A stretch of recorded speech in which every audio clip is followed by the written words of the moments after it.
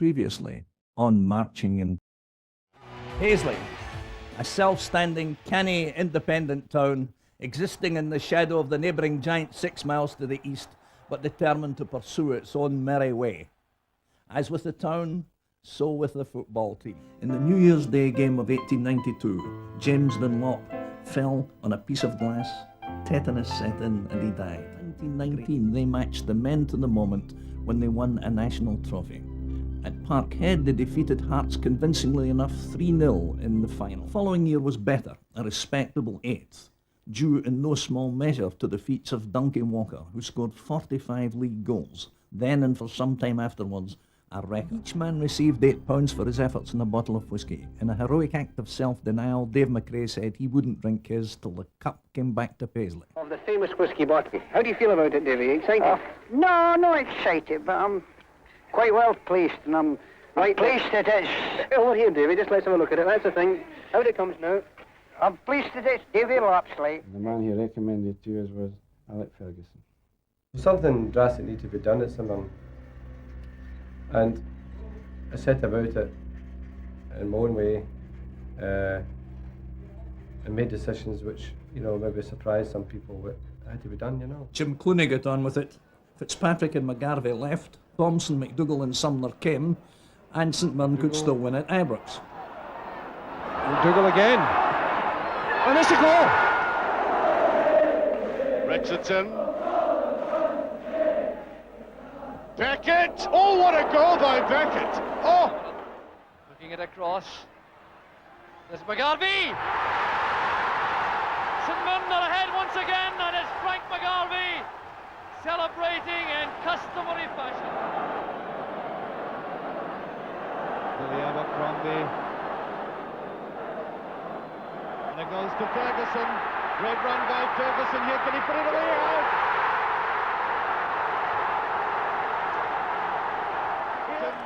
Billy Abercrombie.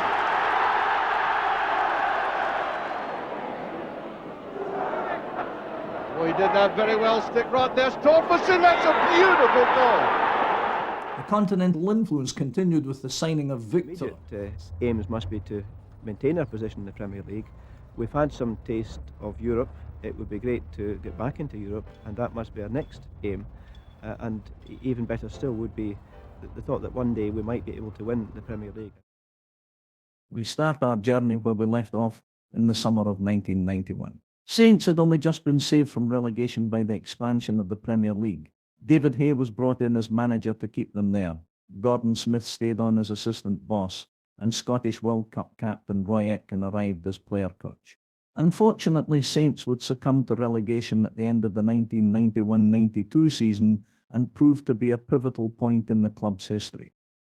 Saints turned to a former hero to try and get back to the Premier League as soon as possible, with Jimmy Bone arriving in Paisley following successful stints at Airdrie and the unlikely setting of Zambia with Power Dynamos. Relegation, however, had already made a significant financial impact on the club, with the wage bill drastically cut and no transfer funds made available to the manager. Despite this, Saints were overwhelming favourites to return immediately to the top division.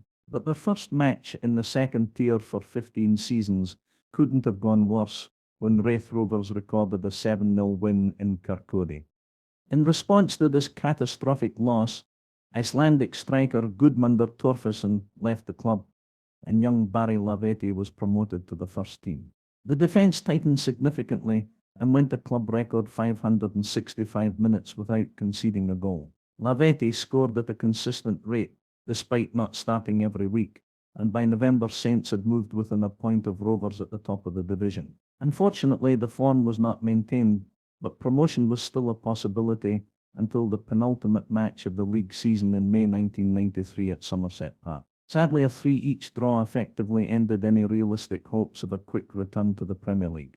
This would be as close as Saints would come to promotion for the rest of a dark and often troubled decade, where the very existence of the football club hung in the balance for periods. Following this narrow failure to gain promotion, Saints still faced considerable challenges off the park. In the summer of 1993, the last remaining original terracing of the 1920s Love Street rebuild was flattened to make way for a new 3,000 all-seated stand. This impressive towering modern structure contained a public gym, 5-a-side indoor football pitches, and a bar to help supplement the income of the club. Adjacent land owned by the club was sold to developers for housing and a petrol station, leaving the directors to find very little as outlay for this commercial project, partly funded by the Football Trust to help meet the requirements of the Taylor Report. However, Saints still decided to sell their highly rated club captain Paul Lambert to Motherwell for a reported £100,000, with winger Jim Gardner a makeweight in the deal. Similar to Gordon McCrean some 20 years earlier, this was not an inspired piece of business by Saints, and within 5 years Lambert would be a Champions League winner and played in the World Cup for Scotland. Gardner, meanwhile, at this stage of his career was at Stirling Albion in the bottom tier of Scottish football. Despite the inspirational Norrie McWhirter taking over as club captain and the goals of Lavetti, the team struggled over the next few seasons as the financial circumstances hit hard.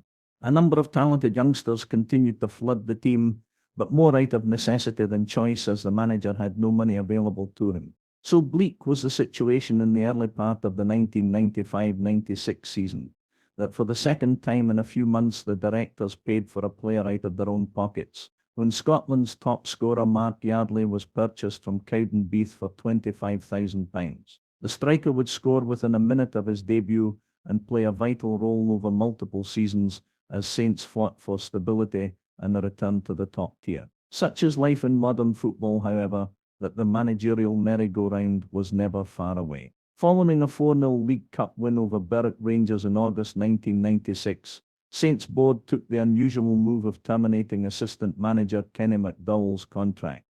This prompted Jimmy Bone to resign in protest, and an old favourite took the team on an interim basis when Tony Fitzpatrick was called upon from his SFA community officer post at the club. A few weeks later, another former club favourite, Ian Munro, was appointed permanent manager of the club following a lengthy recruitment process. Saints' most capped Scottish player, however, sensationally quit after only 24 hours due to an alleged boardroom split on the appointment, and Fitzpatrick was then handed the managerial post as a result. The upheaval didn't appear to have any long-term impact on the players, however, as Saints had a decent stab at promotion that season. Mark Yardley scored 16 times and was now the main forward at the club following Lavetti's transfer to Hibernian. Off the field, however, the situation reached crisis point in 1998, and a fight for the long-term survival of the club gathered pace. With the 1995 Bosman ruling enshrined into workers' rights, out-of-contract players could now leave a club for free, and the balance of power between club and player shifted irreversibly towards the individual. The possibility of receiving significant fees for players as a result of this reduced massively as long-term contracts became less common outside of the Premier League. Saints had recently lost Scotland under-21 captain Jimmy Fullerton for nothing to French side SC Bastia, and the unknown long-term impact of the ruling panic clubs throughout the continent. Desperate for investment or a buyer, Saints looked to have agreed a deal with Englishman Reg Brealey for a controlling share in the club. Details of Brealey's previous dealings with Sheffield United and Darlington soon became knowledge in Scotland, prompting a rival bid and campaign led by Stuart Gilmore to prevent the sale to Brealey. The crisis came to a head when the BBC aired a special episode of Frontline Scotland, exposing the checkered history of Brealey and his attempts to purchase Saints, with the fear being he would asset strip the club and survival beyond a few years highly unlikely.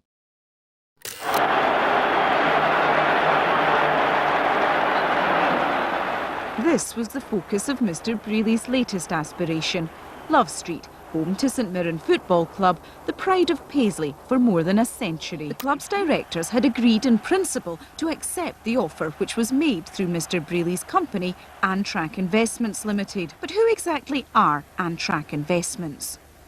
According to Mr. Brealey's correspondence with St Mirren, Antrack operates from an address here in Wellingborough near Lincoln. Frontline tried to contact Antrack by telephone and by fax, but neither number actually exists. In fact, directory inquiries could find no listing for the company anywhere in the country. So we came to track them down ourselves. But there's not much to see, because the property where Antrack is supposed to be based has actually been up for sale for 7 months. This shifted public opinion hugely against Brealey, and with the help of smaller shareholders, Gilmore and his consortium won the battle, undoubtedly saving the club from likely extinction. In the field, however, the situation had also turned critical. Saints had been sucked into a relegation battle, and football in the third tier for the first ever time became a real possibility. A vital league match against Stirling Albion on the second last Saturday of the season at Forth Bank would in effect become a relegation playoff. Backed by a massive travelling support, Hugh Murray claimed the only goal to save Saints' skin. In the aftermath, new chairman Stuart Gilmore didn't play down the significance of the win, stating Murray's strike was one of the most important goals ever scored by the club, as relegation would have meant further financial hardship. Unfortunately, Saints' poor form continued into the following season, and Tony Fitzpatrick was sacked in December 1998 with another relegation fight looming. Salvation, however, can come from the unlikeliest of places, and Gilmore turned to former Meadowbank and Dundee midfielder Tom Hendry, who was part-time manager of Alloa Athletic and full-time principal maths teacher, before accepting the job in Paisley. The improvement was immediate, and Saints finished the season strongly with any threat of relegation gone long before May. The new manager had made subtle tweaks to the side, reverting to 3 at the back and also recalling Tommy Turner and Junior Mendes from loan, with the veteran Turner now playing sweeper. Of the afternoon, Barry McLaughlin getting on the score sheet from Hugh Murray's free kick. But after the break, Tom Hendry called on his side to take all 3 points. Stanley took his advice. Stephen McGarry with the 25-yarder, and it's a cracker. A great goal and more to come from the home side. A great run then by O'Brien, and Mark Yardley taking full advantage, and St Mirren destroy Rape's confidence. Saints' finances were also boosted by the sale of youngsters David McNamee and Burton O'Brien to Blackburn Rovers for a combined initial fee of £600,000, easing the pressure on the board, who were still within the first year of the buyout. With 2 clubs being promoted in the 99-2000 campaign, there was a cautious optimism in Paisley that Saints could have a good season and be in the mix. Confidence was further boosted by the return of fans' favourite Barry Lavetti from Hibs, and the forward took little time to make his mark during a stunning performance at Starks Park on the second league Saturday of the season. Very soon, though, he was back doing what he does best. From there, it rained goals at Starks Park.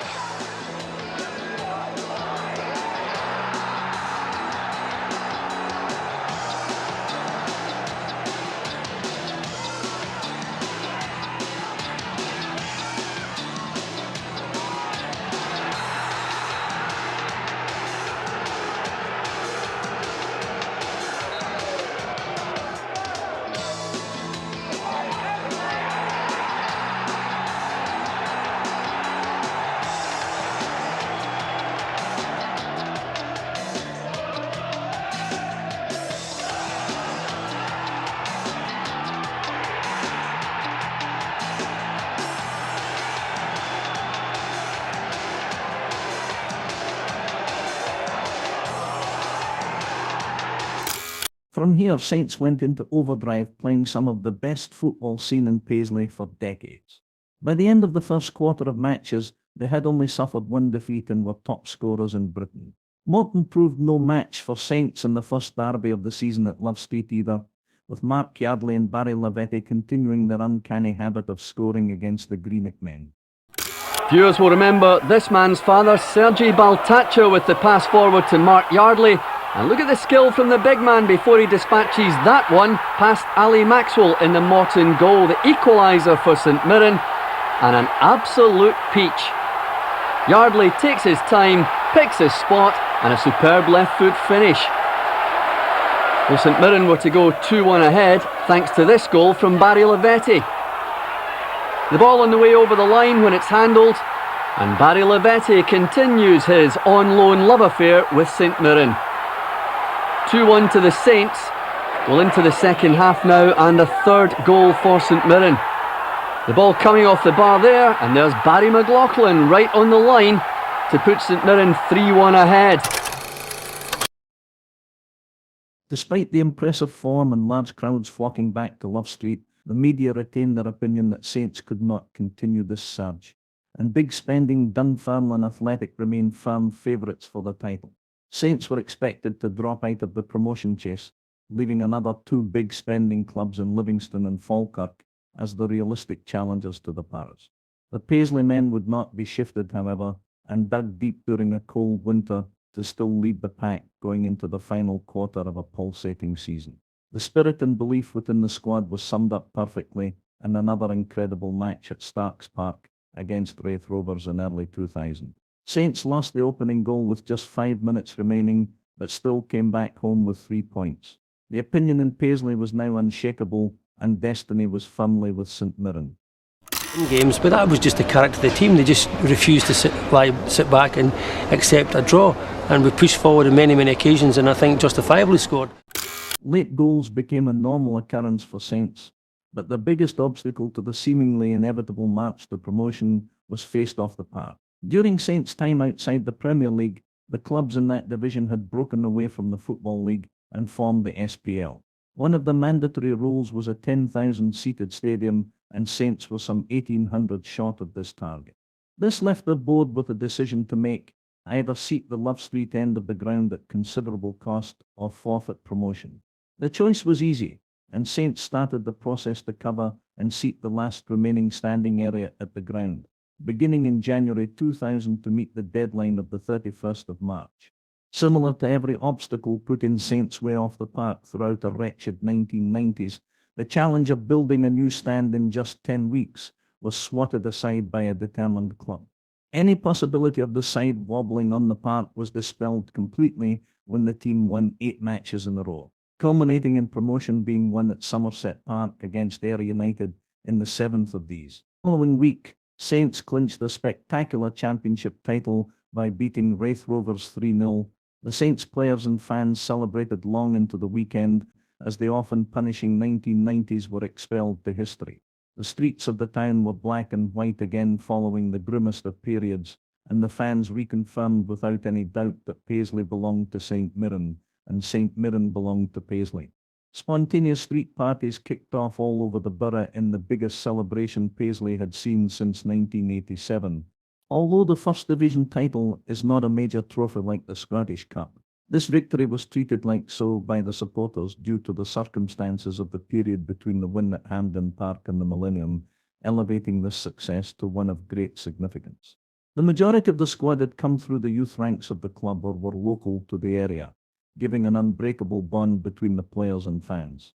The longest period outside the top flight had also come to an end, a miserable 8 seasons, which was one more than the club had spent in the previous 110 years of league football combined. Saints were back, but the hard work was just starting for Tom Hendry and his players. Hello St Mirren supporters. Just a very short break to tell you about a book that will be out in the second half of 2025 about the Mirren Mile and Greenhill Road. It will include the stories of how and why the idea was conceived, and the tales behind the people on each flag will be told in great detail, including Billy Abercrombie, Mark Yardley, the McGinn brothers, David Lapsley, Jim Goodwin, Jock Bradford, Davy McRae, Jimmy Bond and many more. Keep an eye on the Black and White magazine as well as Carter's Corner on social media for more details. Come on, ye Saints. Promotion brought its own financial rewards, with increased prize money and bigger crowds, but player wages increased substantially to partially offset this. Season ticket sales rocketed to a record 4,000 as Saints supporters rewarded the team for their sterling efforts during the Millennium season. However, the decision was made to buck the trend within the SPL and live within the means of the club. The financial scars of the last few years were still raw at boardroom level, but the supporters understood the decision, as despite dodging the Reg Brealey bullet, Saints still had around £2 million of debt to service. This meant Saints couldn't budget as much as comparable teams for wages, as nearly all SPL clubs were spending well in excess of their turnover, as the television riches on offer in England were expected to follow in Scotland. This, of course, never happened. and within 15 years of the SPL forming, 7 of the clubs that played in the competition had entered administration, with 2 of them liquidated. Saints weren't one of them, but found their maiden season in the SPL, and first in the top tier for 8 years, extremely difficult, as they were operating with by far the smallest budget in the division. In pre-season, Tom Hendry lost Barry Lavetti, whose injury issues had meant the club declined to sign him permanently from Hibernian. Junior Mendes turned down a new contract and signed for Dunfermline, who were offering more than double the wages Saints could. Compensation was set at only £25,000, a measly amount for a player integral to the way Saints played. Sadly, club captain Norrie McWhirter retired at the age of just 30 due to injury. He hadn't played since April 1999, however. His Saints career stretched back to 1985, when he made his debut in the old Premier Division aged just 16. Nobody had done more than the captain to lift the team during the previous decade, and McWhirter would go down in history as one of the most popular and talented players ever to pull on a St Mirren shirt. On the pitch, Saints struggled, but scrapped diligently every week, with the returning Ricky Gillies adding class and goals from midfield. The team was never adrift, and had strong backing home and away by a passionate support. Dundee United occupied the bottom spot for a long period of the season, now managed by Saints' 1987 Cup-winning boss, Alex Smith. In true SPL fashion, however, the Tannadice club gambled and spent significantly to try and claw back the gap on Saints going into 2001. It worked, and by the time the division split for the league finale, Saints were bottom of the division, desperately looking to find a solution to the lack of goals. Incredibly, a deal for Brazilian superstar Ronaldinho looked probable in April 2001, but the Brazilian FA failed to register the paperwork in time with the SPL, and the transfer collapsed. Saints finally hit form, however, and only a cruel set of results on the penultimate day led to relegation. The Saints beating Aberdeen United looked like going into the final game bottom of the table until a controversial late comeback against St Johnstone. Relegation was disappointing, but no disgrace. Unfortunately, Tom Hendry could not get his magic touch to return, and Saints toiled in the First Division the following season, eventually finishing 8th despite being favourites at the outset. Within the first month of the 2002-2003 season, Hendry was sacked as manager. It was a sad end to a Saints career that had promised so much only a couple of seasons beforehand. In time, though, the supporters would write off these last few months at the club and remember Tom Hendry for that first glorious 18 months where he restored excitement and pride back to the football club. Changing manager, however, did not have the desired impact. Saints had decided to hand control to Tom Hendry's number 2, John Coughlin, a New York-born journeyman defender of the lower leagues in Scotland, who had spent all of his managerial career so far as a coach or assistant. Despite his best efforts, the decline of the team continued, and after just 1 year in charge, Coughlin was replaced by veteran player Gus McPherson, who was doubling as a coach at the club. This was late 2003, and McPherson's immediate job was to get the club further up the First Division table, as the team had started the season very poorly. The improvement under McPherson was slow and steady, and the manager opted to bring a number of vastly experienced professionals into the club, including Andy Millen, who would be his assistant. Away from the playing side, Saints creditors were becoming increasingly impatient, and the board had devised a plan to revolutionise the football club. In 2003, it was revealed that Saints were now willing to sell St Mirren Park on Love Street, with the money gained from the sale used to pay off the historic debt and build a new stadium in the Greenhill Road area of the town, around half a mile away. As planning permission and the buyer was sought, Gus McPherson turned Saints into an extremely effective side during his first full season in charge of the club, finishing runners-up to Falkirk. Brian McGinty's only goal this season has come from the penalty spot, and he now has a chance to make it 2 for him and 1 for St Mirren. Andy Millen sends it to the far side. Broad foot there. There's a chance now for St Mirren for number 2. And Alan Russell makes it 2-0. Saints certainly are looking dangerous again. O'Neill threading it through for Riley. Needs some help here, I think, Mark Riley. Looking for it. In fact, we'll go back again for O'Neill. And that is goal number 3 for St Mirren. However, with no playoffs, Saints had to be content with just the satisfaction of considerable progress. Defensively, the side was outstanding. In the last 16 matches of the 2004-2005 season, Saints conceded just 5 goals and recorded 12 shutouts. Craig Hinchliffe beat Campbell Money's record of 565 minutes without conceding by a considerable length when he recorded 8 shutouts in a row, and an astonishing 731 minutes without anyone beating him. Saints continued this consistency into the following campaign and went top of the division early in the season, staying there until May. A record attendance at the Shirebury Excelsior Stadium in Airdrie, the vast majority of whom had made their way from Paisley, watched Saints win the Bells Cup against Hamilton Academical. Simon Lappin gave Saints an early lead but was wiped out by Scott Turnbridge in the second half. Late in the match, however, John Sutton nodded home a David Van Zanten cross to win the cup. This final extended Saints' run of appearing in a National Cup final every decade since 1900, the only Scottish club to do so. With the league form taking care of itself, the hope was the team could make progress in the Scottish Cup, a tournament that had not been kind to Saints since last winning it in 1987. The third round would see Motherwell visit Paisley, who were going strong near the top of the SPL under the guidance of former England captain Terry Butcher. It was to prove a significant day in the evolution of Saints' progress under the astute management of Gus McPherson.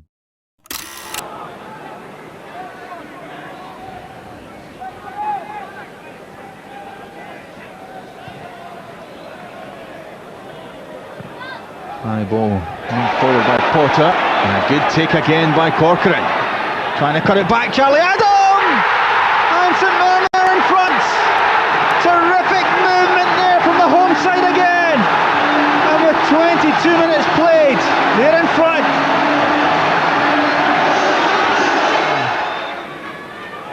McGowan's outside the area this time, there's a header! And a terrific goal! John Porter! The layoff to Andy Mill. Holds it up, he waits for the runner. Sutton now makes it. Good little touch, there's a chance for number 3! And it's knocked away by Charlie Adam. 2 goals for Charlie Adam. And St Mirren are in the 4th round. After making hard work of beating non-league Spartans in the 4th round over 2 matches, Saints were drawn away to Gretna in the Scottish Cup quarter-final. Despite being located in Scotland, the Border side were new to Scottish football, having played their entire history in the English regional divisions until 2002. However, their village side moniker disguised the fact they had one of the biggest budgets in all of Scottish football due to generous benefactor Brooks Milson, who had bankrolled the rapid rise, where they were currently top of Division 2 in certainties for promotion. Sadly, despite 3/4 of the stadium being packed by Saints supporters, a rare off day resulted in a narrow defeat, and Saints' dreams of a treble ended. It was tough to take, and with Celtic and Rangers both already out of the cup, a fantastic opportunity to repeat 1987 was missed. Gretna would lose the final to Hearts on penalties, and despite reaching the SPL in 2007, were liquidated a year later with massive debt. Saints shrugged the loss off, however, and clinched the title a few weeks later at home to Dundee.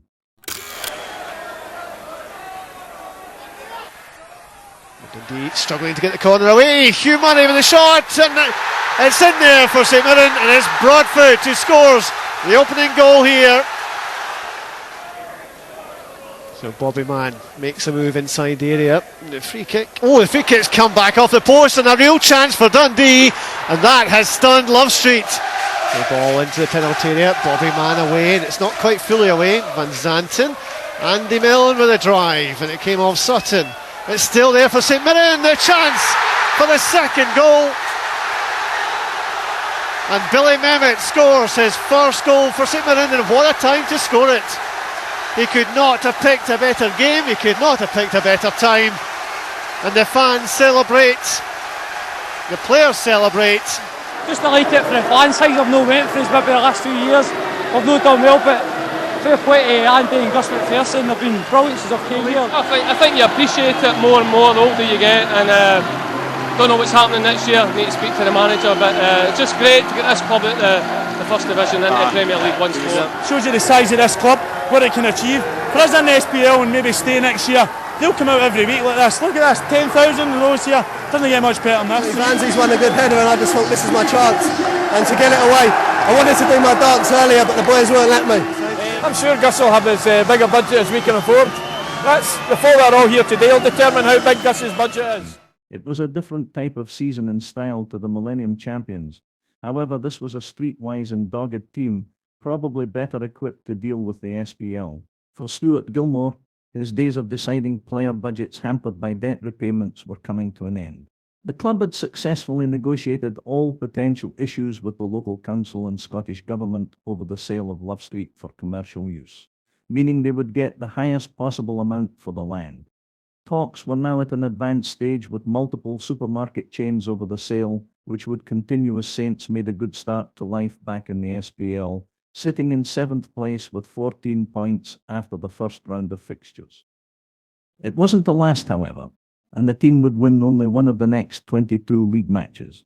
The 9 draws recorded during this period, however, kept the team above the automatic relegation spot, and they went into the league split with a 4-point advantage over a resurgent Dunfermline, who had spent considerably to claw back the deficit on Saints.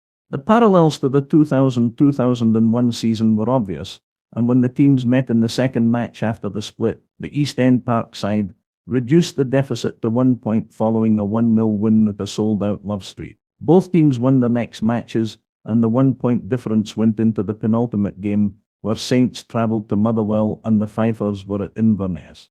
Even for the most seasoned St Mirren supporter, it was to be one of the most incredible afternoons of football anyone present will ever experience, as Saints' immediate future flipped between probable relegation and safety. Just after half-time, Saints found themselves 2-0 down, and with Dunfermline winning in the Highlands, they would go into the final match bottom of the table, with their destiny out of their hands.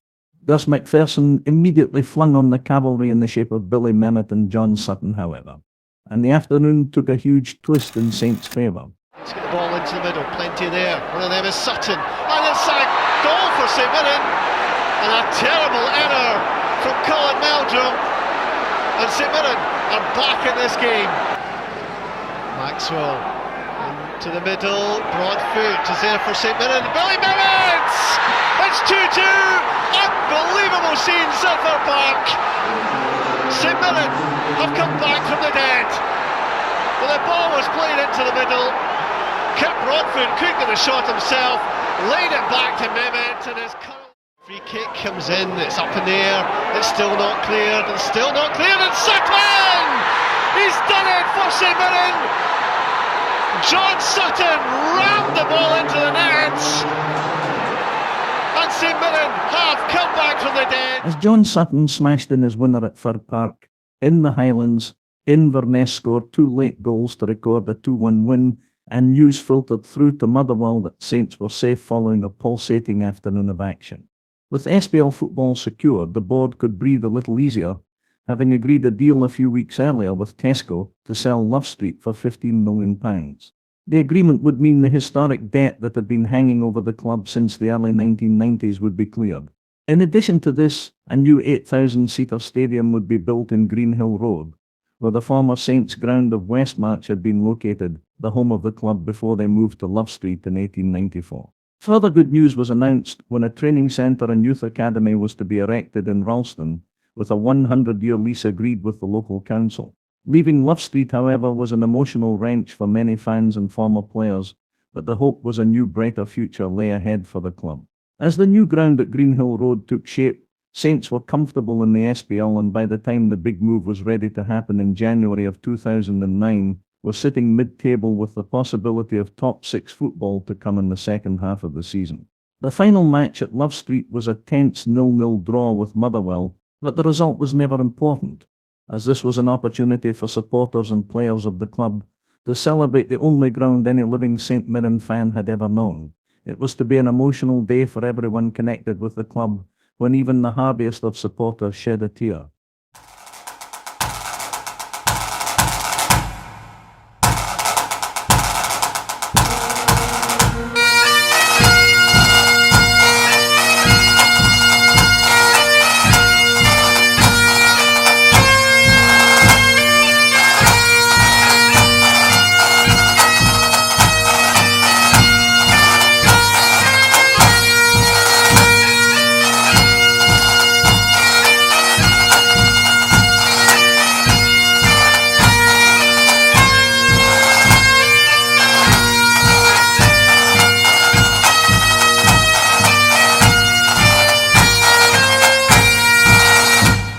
play still open. Here's Weir. The chip with the shot. It's a chip. There's Sumner. Could be in bother here.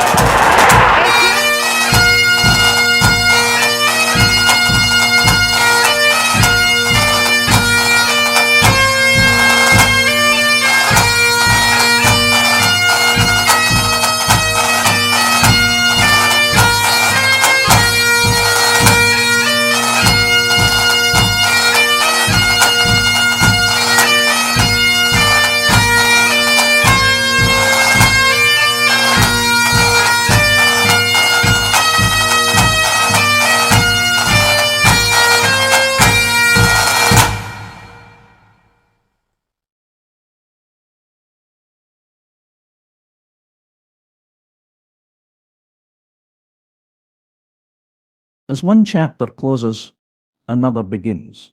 The stadium at Greenhill Road was now the official home of St Mirren, and as manager Gus McPherson proudly showed it off to the media, the maiden match against Kilmarnock was imminent. This would be the first of many frustrating league matches at home over the first 9 months at the new ground, however, as the club tried to adapt to new surroundings midway through a season. Skelton, back onto Hay. Hay with the turning ball across. Kevin Kyle's up there! There's Brady. Sends the ball forward. Combe comes out. Alan Combe, unless he got a touch, he's in trouble. Referee is pointing to the spot. Alan Combe sees yellow. With a chance for the equaliser. Jim Hamilton from the spot. Alan Combe with a save and fouling away. Gary Hay set up the first goal. Hay sent in. Kyle with a header. Howard, wonderful one-handed save. Rob with a free kick. Alan Combe decides to come. It's been hit behind him. Dennis Wallace! And finally, St Mirren can celebrate a goal in their new surroundings. A few days later, Saints seemed to have pulled off a significant transfer when Irish international Ian Hart agreed to join the club. The left-back had played at the World Cup, and his set pieces made him one of the top scoring defenders in the history of the English Premier League. But the Irishman changed his mind en route to Paisley, much to the dismay of the club who had already announced the transfer. Curiously, at the same time, young French-Algerian winger Riyad Mahrez was on trial with the youth team, but despite impressing David Longwell at the academy, Gus McPherson opted not to sign the youngster. Less than a decade later, Mahrez was a Premier League winner with Leicester and was sold for £60 million to Manchester City. Despite their issues winning league games at the new ground, Saints had no such problems in the Scottish Cup, with Billy Mehmet scoring winning goals against Motherwell in the fourth round, the first ever St Mirren win at Greenhill Road, and also against Celtic in the quarter-final.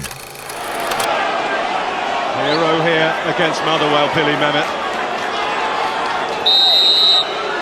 Takes aim against Borutsson, Celtic, and scores! More dancing from Mehmet, delight from the St Mirren crowd. The unlikely, what looked the impossible is on. Unfortunately, Saints lost the Rangers in the semi-final, but the lack of wins at home or away in the league caught up with the team, and from challenging for the top six in January, they were now in a fierce relegation dogfight, despite the outstanding form of midfielder Andy Dorman. Since moving to Greenhill Road, the side had picked up only 10 points from a possible 39 in the SPL, and were bottom of the table going into the second last match of the season at the Falkirk Stadium. Defeat for Saints would mean relegation, as the Bairns occupied the second bottom spot. However, backed by a ferocious away support, Saints blew Falkirk away with a stunning performance. Hennings headed off the crossbar. Back it comes to Ross. Hits the upright. Presley across to Scopey. He's giving it away to Murray. Chance on here for Billy Mehmet for St Mirren. Should be the opener. It is the opener, and no more than St Mirren deserved. They have the lead. Master of that one against Higdon. Now it's Dorman into space for Mehmet, who's onside. Chance here for St Mirren to make it 2. Setting up Dorman. It's 2-0 to St Mirren. Brilliant play from St Mirren. Smith. This was enough to secure safety, but inconsistency again haunted the team the following season in the league. Once more, however, Saints were more than useful in the cup competitions and reached their first League Cup final since 1955. Cup specialist Mehmet was the hero again, scoring the only goal as Saints beat Hearts 1-0 at Fir Park to progress to the final at Hampden, where they would face Rangers. It's not going unnoticed by the referee. Saints now come forward. Passed on to Billy Mehmet! Wonderful finish from Billy Mehmet, and the opening goal in the semi-final goes the way of the Saints. Gus McPherson is calm. He must be the only St Mirren follower that... Just another very short interlude, Saints fans. If you want to read a weekly blog about the team from our club sponsor, Concilium, with a player rating system, a player of the season league table, and regular competitions where you can win match tickets and other prizes, then visit www.1877blog.uk. Come on, you Saints. Saints went into the first National Cup final since 1987 as massive underdogs against league champions Rangers, but fearing absolutely nothing. The counter-attack game plan seemed to be working perfectly, with Saints in control throughout the first half and creating all the best opportunities to open the scoring. This superiority continued into the second period, but unfortunately the Paisley men were hit with a sickening late sucker punch, and the cruelest of defeats was experienced as Rangers played with 2 men short for the last 18 minutes, and Saints were unable to break them down. Despite the magnitude of this defeat, there was little time for wallowing or forensic analysis, as Celtic were visiting Paisley in 3 days' time, and Saints desperately needed the points as their now annual relegation battle intensified. In one of the most extraordinary weeks in the history of the club on the pitch, the players paid the supporters partly back for the events at Hampden Park by recording their biggest win over the Parkhead side in 51 years. Vincent Braffide was the defender with him. Now then, it's come to Andy Dorman! St Mirren have the lead, and Andy Dorman at long last sees the scoring drought come to an end. His first goal since the 24th of October. Might just work out here for Dargo. He tries to unbalance Thompson. Mehmet, Dargo, and space for Stephen Thompson. Stephen Thompson has scored a second goal for St Mirren.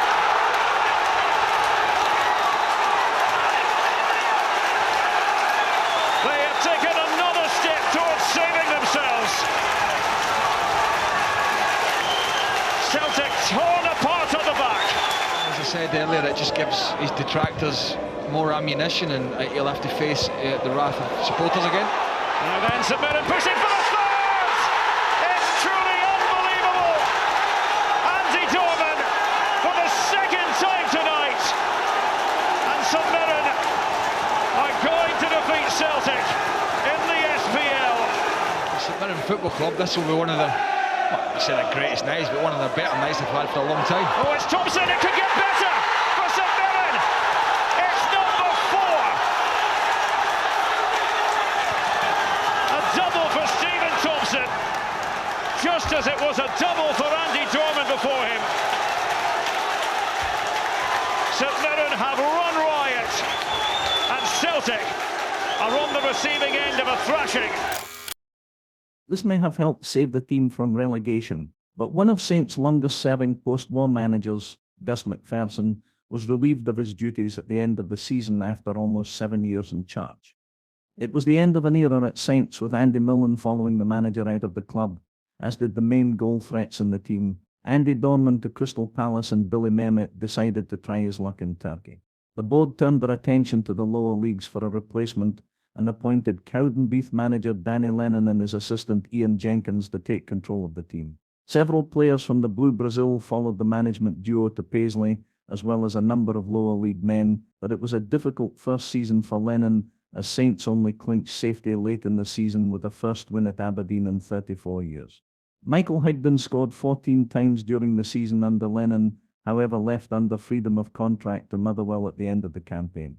The manager had already decided in a significant squad revamp for his second season in charge and released a host of experienced players such as Craig Dargo, Gary Brady, Paul Gallagher, Gareth Wardlaw, Paddy Craig, Sean Lynch and long-term captain John Potter. In addition to first-team regular Michael Higdon, Yuri Travner also chose to leave the club, and a number of fringe players also made way. Great intrigue now surrounded this revamp by the manager, and 2 Dutch players arrived in Paisley, Jerwin Tesler and Nigel Hasselbank. They were joined by two players from Celtic who had made significant impacts at Paisley during previous loan spells, Graham Carey and Paul McGowan. The stakes were raised even further, however, when Scottish internationals Gary Teale and Stephen Thompson were announced, with Thompson realising a career and lifetime ambition of playing for the club he had supported all his life. Another Lennon signing, this time from January 2011, Jim Goodwin was appointed club captain, and there was anticipation not witnessed since the 1980s about a forthcoming season. Although still inconsistent, the new team entertained the fans on a regular basis and remained mid-table most of the season, with no threat of relegation at any point, an undoubted improvement on recent seasons. On the day, Saints could take on anyone with confidence, and at Ibrox scored a goal that summed up their approach to football, with a Stephen Thompson equaliser deep into injury time as a result of outstanding passing as far back as goalkeeper Craig Sampson. A few months later, Saints went one better when Rangers couldn't handle their passing and movement on a sodden Christmas Eve afternoon in 2011. Full-hearted from the fans. McGowan. It's Moy. Really clever footwork. What about that for a goal? Absolutely stunning from a man who's been out injured all season. Aaron Moy makes it 1-1 just before half-time, and it had been coming. It's become a really engrossing contest. Jelovic dispossessed. Van Zanten. Lovely ball. McGowan! This is remarkable! St Mirren turn it round against the champions. Poor McGowan this time. St Mirren Park has just gone crazy. It was the cup competitions, however, that gave Saints the best chance of silverware. The 2012-13 season had seen Saints return to their inconsistent ways in the league, but they had progressed to the quarter-final of the League Cup, following wins over Ayr United and Hamilton Academical. Aberdeen now stood in their way, but after twice taking the lead through Sam Parkin and an outrageous Kenny McLean effort, they had been pegged back each time by the Dons. The match went to penalty kicks, and with Saints having a perfect record from taking, Craig Sampson ensured it would be the Paisley men who would return south victorious when he saved Cammy Smith's penalty. The semi-final would pair Saints with Celtic, who were overwhelming favourites not just for the match, but for a domestic treble. These are the sort of odds the Paisley side enjoy, though, and historically had a habit of beating the Parkhead side in domestic cup semi-finals. The side had changed since the quarter-final, with 18-year-old midfielder John McGinn now a regular. The young Clydebank lad would put in a performance equal of any Saints great in the latter stages of a cup competition, and post-notice he was a once-in-a-generation talent. Benny Lennon also had a surprise for Celtic in the shape of Portuguese debutant forward Ismael Goncalves. Good challenge, good win on Samaras, that was important, and now he's released Goncalves, who can attack Kelvin Wilson perhaps. Stephen Thompson is up there as well. McGowan. Teale. Flipped forward by Newton. Oh, it's gone in! It's the debut boy! He's run right-hand side of the penalty area. Hooper! Mulgrew is entrusted with this task. The task of putting Celtic in front in a game they were behind in. It is Mulgrew against Sampson. Good save for the Saints keeper. Really good save. The former Celtic player didn't get a chance under Neil Lennon. Scores! Paul McGowan sends St Mirren into League Cup dreamland! Celtic fans right now sit in silence and watch and hope that the damage doesn't get any worse from this Graham Carey free kick. Away by Wilson. Teale. Still options waiting in the middle for St Mirren. Absolutely stunning at Hampden Park! Commons teeing it up, and it has gone in, they've got one back. It's Mulgrew, but surely that's come too late for Celtic. It has done! It has done! St Mirren are coming back to Hampden! Saints' opponents in the final on the 17th of March 2013 would be Hearts. Yet despite beating them twice already that season, the Buddies were once again underdogs. This wasn't the case in Paisley, however, and the belief was the League Cup would be won for the first ever time in the history of the football club. Close to 20,000 Saints fans from far and wide made the journey to Hampden Park, and the men entrusted with creating history were Samson, Van Zanten, Dummett, Goodwin, McCausland, McGowan, John McGinn, Newton, Teal, Goncalves, and Thompson, with the substitutes Carey, Mayer, Parkin, McLean, and Grant Adam. It was a day Saints fans would never forget in what was one of the finest cup finals in living memory. Hattie.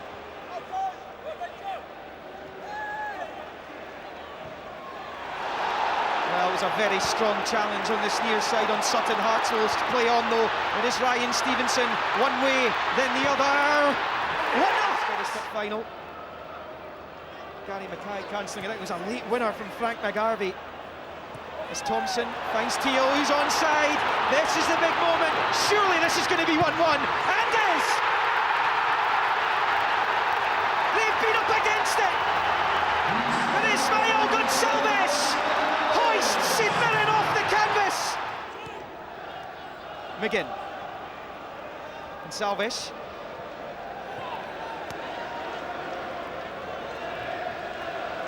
Paul McGowan.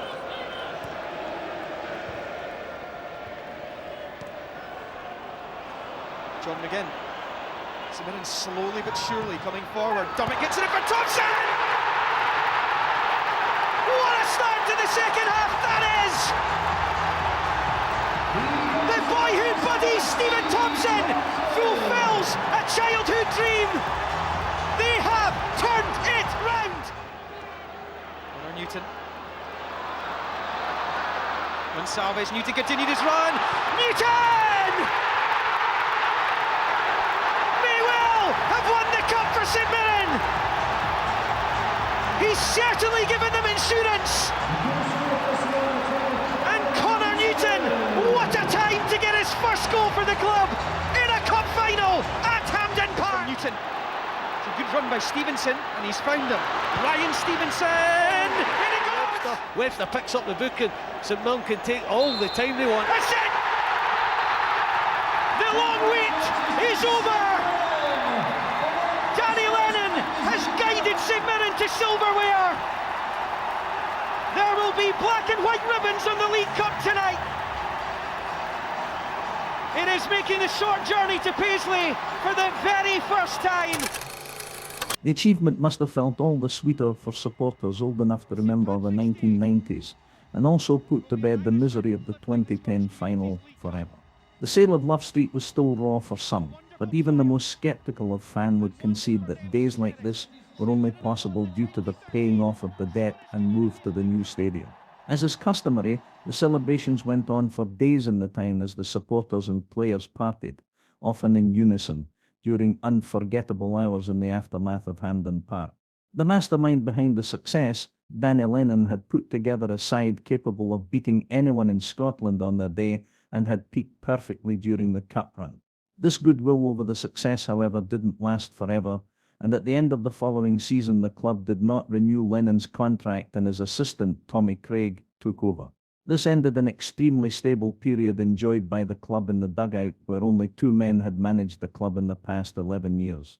Over the next 2 seasons, Saints would have 5 different managers, experience relegation to the second tier, which was now called the Championship, flirt with relegation to the third tier and be sold to Gordon Scott, a long-time director of the club. The careers of club legends David Van Zanten, Gary Teal, Stephen Thompson and Jim Goodwin came to an end. Kenny McLean signed for Aberdeen and John McGinn left for Hibs. In fact, by the 2016-17 season, no player from the 2013 Cup win remained at the club. Former player Jack Ross, the last of the 5 quick-fire managers appointed from the 2-year period following Danny Lennon leaving the club, had in fact inherited a bleak situation in October 2016. The club were bottom of the Championship after 8 fixtures and yet to win a match in the league. It would take the new manager 1 fewer game to finally taste success in a league match, when Saints beat Queen of the South on match day 15. Ross had quickly discovered he didn't have a team capable of staying up, and almost immediately told Kyle Hutton, Lawrence Shankland, Tom Walsh and Ryan Harvey that they had no future at the club. Kyle McGuinness was promoted from the youth squad, as the manager put faith in young players who were at least invested in the football club.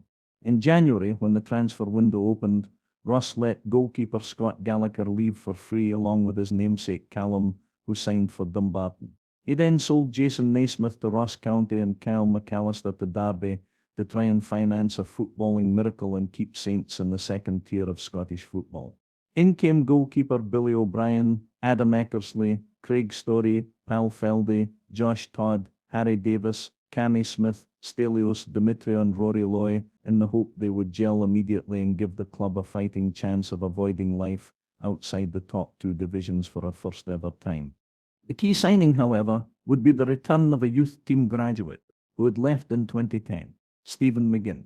The midfielder had played with Jack Ross at Saints at the end of the previous decade, and he represented exactly what the manager wanted to see on the pitch, which was skill, passion for the club and leadership. McGinn was immediately made club captain, and his impact on the team and club over the next 18 months would be immeasurable. With the new captain pulling the strings, Saints wasted little time in getting to business, but there was little room for error. At the end of the transfer window, Saints were still isolated at the bottom of the league, with only 13 points from 22 matches played. Only 14 games remained, and an 11-point gap to outright safety existed between Jack Ross's team and Dumbarton, who they played next.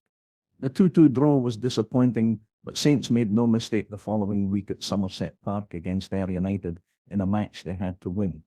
John Sutton gave Saints the lead with a composed finish before Lewis Morgan fired home a fine left foot shot from the edge of the box to seal the most vital of victories. From here, Saints were relentless in the push towards safety, dishing out some heavy defeats to their nearest rivals and playing some outstanding football into the bargain. Slides forward at Bartley. Turns well. Plays it to Mallon. Looks for Demetriou. It's a good ball from Stevie Mallon. Demetriou could get the ball across here. Goes for goal! And stop now. Forward to Smith. Out on this right-hand side. Cammy Smith. Goes inside. Chance to get the ball across the box. Does so. Might fall here. It's deflected away. Chance and it's in. 3-1 for St Mirren. Found its way to Smith. Loy stayed on side. Morgan's made the run through. He's been played through by Loy. It's the fifth. A wonderful finish by Lewis Morgan. This really is absolutely stunning.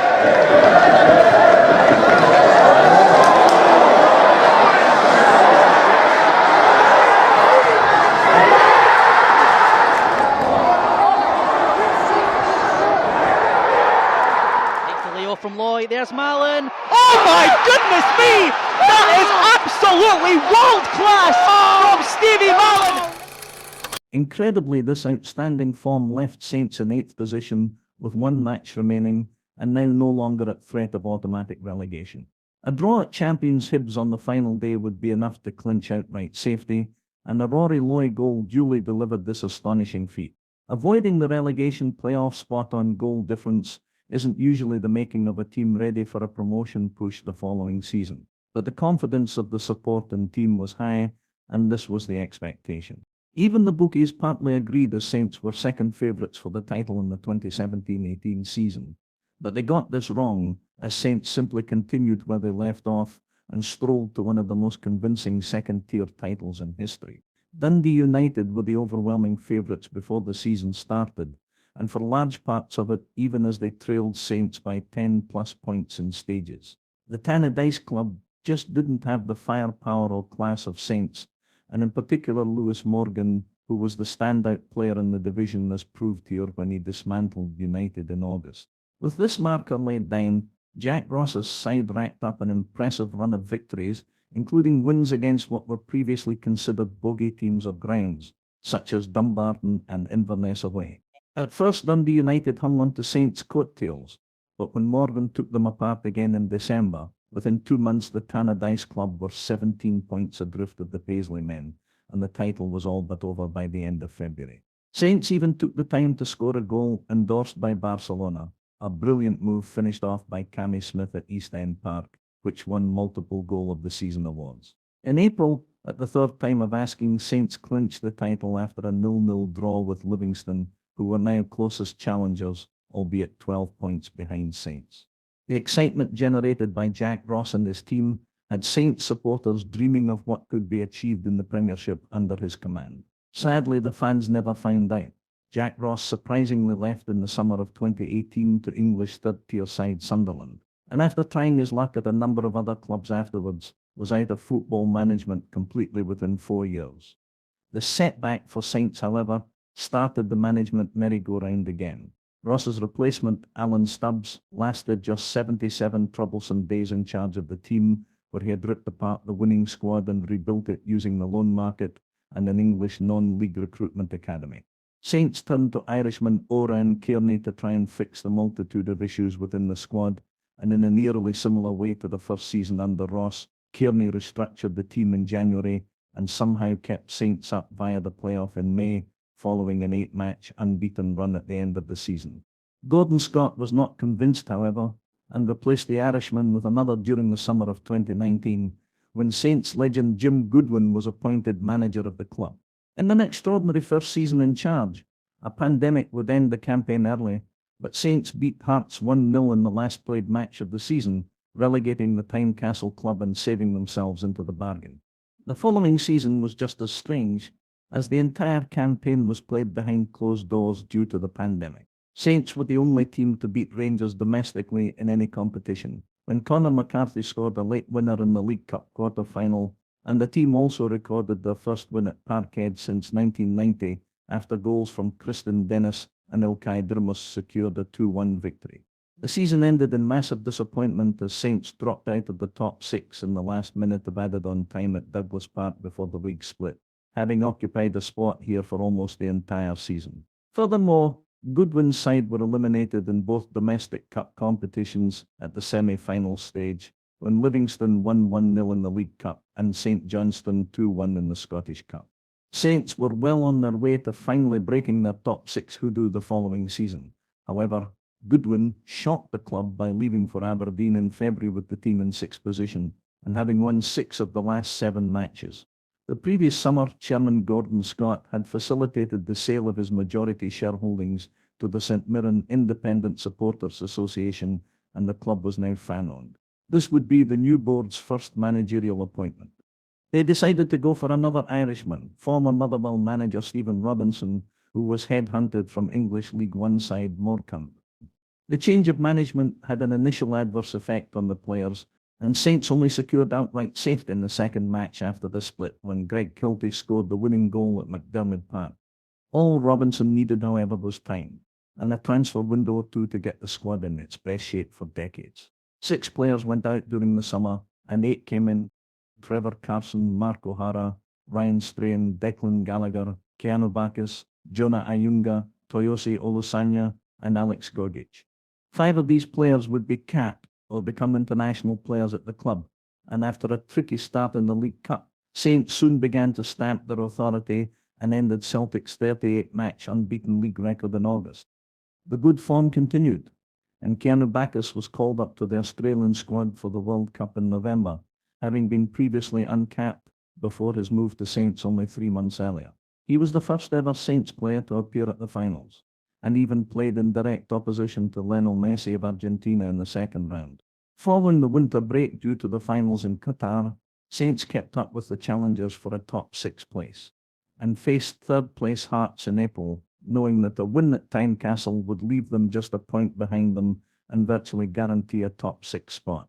Saints dominated all over the park to record a brilliant 2-0 win and suddenly found themselves joint favourites for third position and a potential club-changing guarantee of group stages European football and a windfall of at least £6 million. Sadly, Saints' form cooled after this. However, they had qualified for the top 6 for the first time. European football would need to wait another season. The feel-good factor at the club led to record season ticket sales in the summer of 2023, and the number of Saints fans attending each week was at its best since the early 1980s. The team responded by delivering the best start to a top-flight season in 100 years, not dropping out of the top 4 until Christmas, when they went 5th on the 23rd of December. That was the lowest position Saints would occupy during a fine season, and repeatedly they would defeat their challengers for European football, often with ease.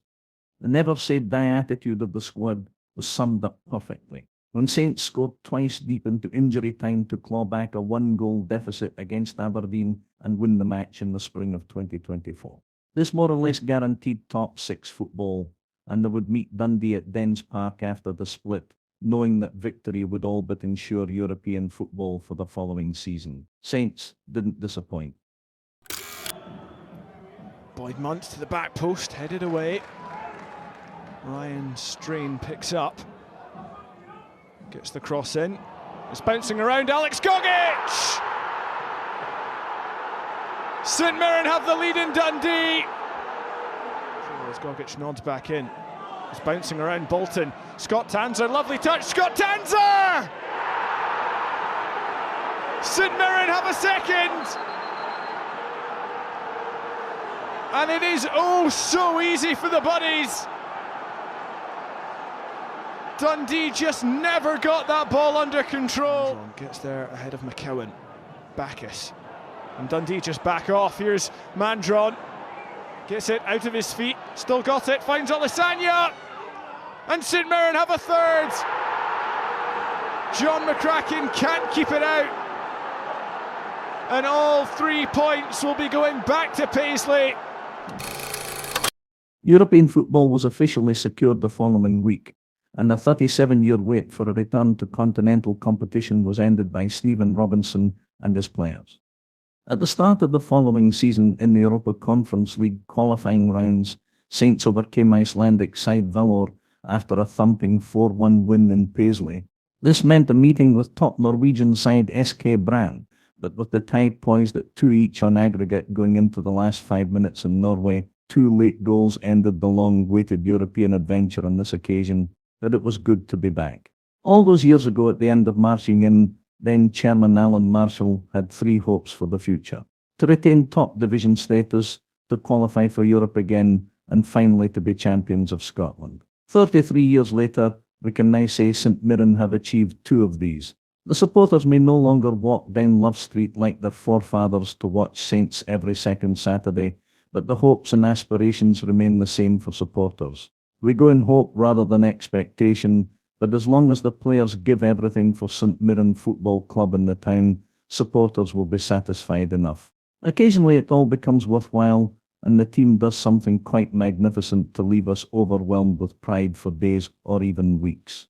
Sometimes they let us down, but the following week we go back again, full of hope that this week they will do it. This is the St Mirren way, and probably always will be. Enjoy it.